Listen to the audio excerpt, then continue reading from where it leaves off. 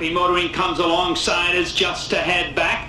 Down on the rail and holding third is Tijuana Taxi. Here comes Sun Sam, wheeling 3 wide and going right up to join him. Sun Sam on the far outside. Hello, it's Bob Pandolfo. Welcome to Power Brush on Friday, October 27, 2023. Tonight is the Breeders' Crown at Hoosier Park, and of course tomorrow night too. So it's 2 nights. So I just want to have a short video. I do have my selections up on the United States Trotting Association website, so I'll put the link below this video. See, if you click here, you'll get Fridays, and if you click on the other spot there, the other link, you'll get Saturdays. And I just want to mention some things about last week. So, last week, of course, they had the eliminations for these 2 big nights of racing, and 13 favorites lost.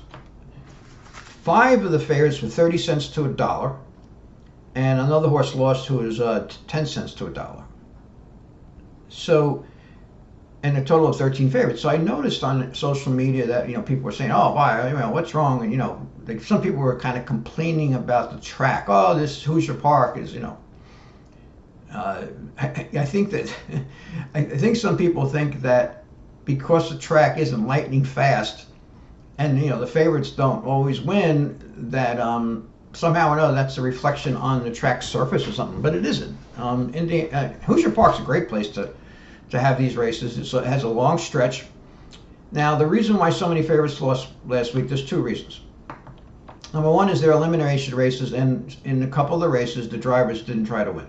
All they have to do is finish in the top 5 to qualify, and that's the problem with betting races like this that are, qualifying races for the big show.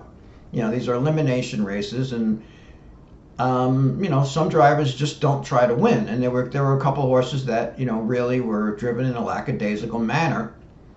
And that's why some people think maybe these races should be non-betting races. But the thing is, if you're a gambler, these are the elimination races are not ideal races to make smart wagers in because of that. Now, most of the favorites that lost, though, didn't lose because the drivers weren't trying to win. They just lost. Now you have to remember that Hoosier Park is more of a tiring track than most harness tracks. It has a long stretch. It does not have a lightning fast surface, and you also have to take into consideration the conditions. Now, it was windy last weekend. That slows the races down, and that can take its toll on horses that have the lead. Quite a few horses had the lead, and they finished second. They just couldn't hold on. Now, another factor could be that the trainers didn't want them on edge for their very best last week. They want them for this week. So maybe they didn't train them quite as sharp.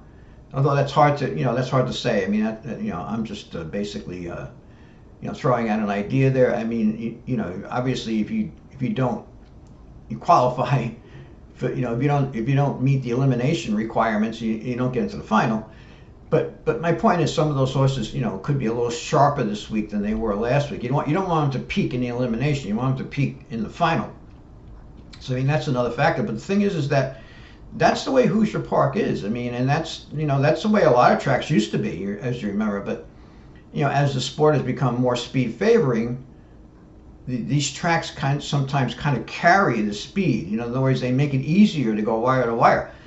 Hoosier Park, you have to earn it, right? You actually have to be a really good horse to go wire to wire there, especially if the pace is pretty quick. And that's the thing we're going to see in these finals too. In races where the pace is very fast, some of these favorites might not hold on. And to tell you the truth too, the favorites look really good in these finals. I mean, this does not look like a wide open card where you're going to get a lot of long shots. And I don't think the weather's going to be as bad this week. That's another factor too, is that I think people were disappointed that the times weren't that fast. Again, the windy conditions that slows the races down. The track isn't as fast as some other tracks anyway, Hoosier Park, and it's not summertime. When you're racing at the Meadowlands and some of these other tracks in July and August, sure, I mean, speed holds on, it's fast, the track, times are blazing. You're not going to go those blazing times at the end of October.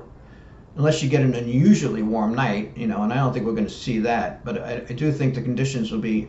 It looks like it's going to be a little warmer than last week, and I'm not really sure about the wind. We'll see. I don't think it's supposed to be as windy though.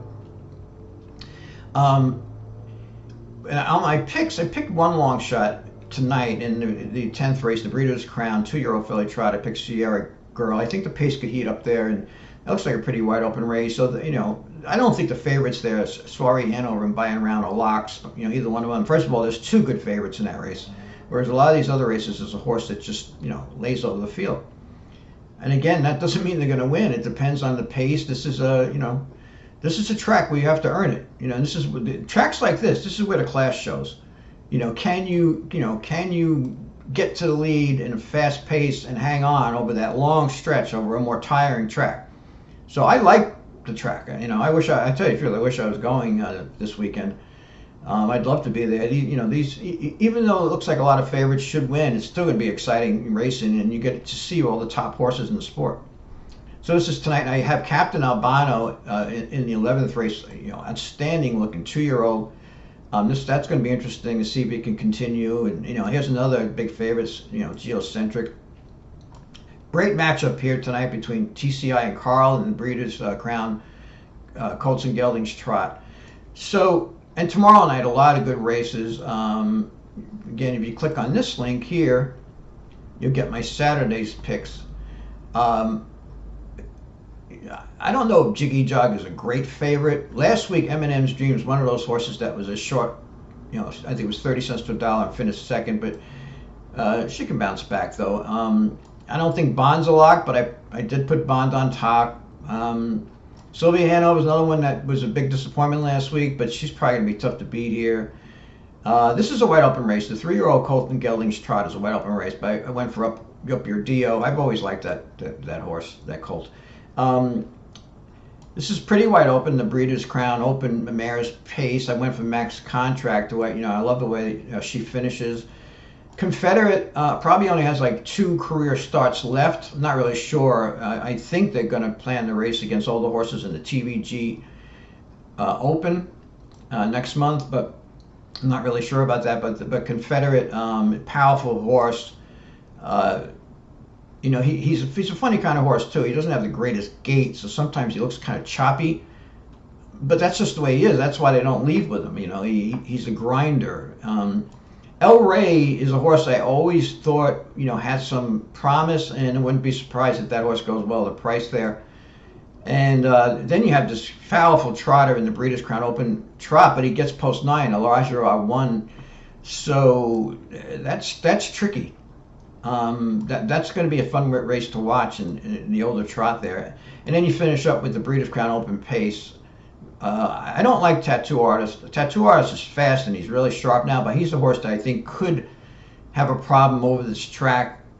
Although they could possibly race him off the pace. I mean, they've been going to leaving him, but he could possibly race off the pace. He can do that. That's a fun race also. So anyway, I'm going to put the links at the bottom of this video where you can click if you want to get my picks. I think it's going to be fun watching the races. I wish I was going to be there. And again, it's a tiring track. The long stretch could be exciting. You have the best horses in harness racing tonight and tomorrow, October 27th and 28th at Hoosier Park, the Breeders' Crown. Thanks for listening. Remember, subscribe to my channel. It's free, and good luck.